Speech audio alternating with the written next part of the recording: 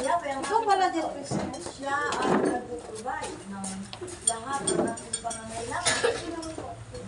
Ay, sino ba yung yaw eh? Si Jesus. Lord! Yun! Yung sabihin na unti-unti mong papaliwanag siya na kikinig. Eh, pastor ba talaga siya? Siyempre. Siya po yung nagagay sa akin. Hindi, siya yung pastor natin. At may pastor kasi yun.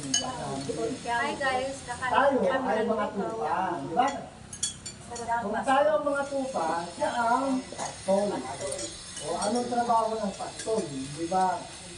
Ginagay niya, kung mahuhulog ka, may pangkawit na gano'n eh. Kung mahuhulog ka sa kasalanan, di ba ginagano ka? Ganun yung tupe. Pag inalagaan niya, eh, di ba, kaya may tungkol siya, may pangkawit eh. Gusto niyo to? Yahweh ang aking pastor.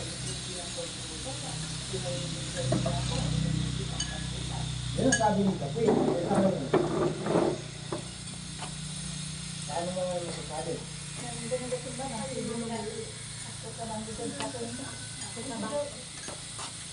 Pagpapaliwanag mo, si Jesus ang ating pastor. Kasi hindi sinabi niya yung haring David. Noong panahon na yun, hindi pa kilala si Jesus. Si Yahweh ang kanyang sinasabi. Pero sa ating kapanahon, si Jesus na, hindi na si Yahweh. Nagsisili ka, Christian?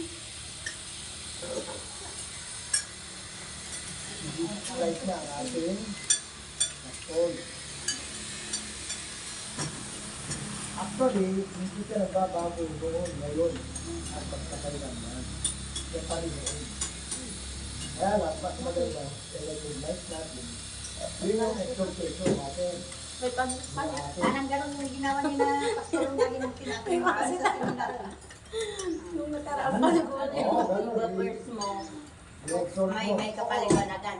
Paano mo pa, ang exhort ko atin ay sa Diyos. Ibig sabihin, paano mo mapaparangalan ng Diyos kung sa maliit ng Nasa tingin.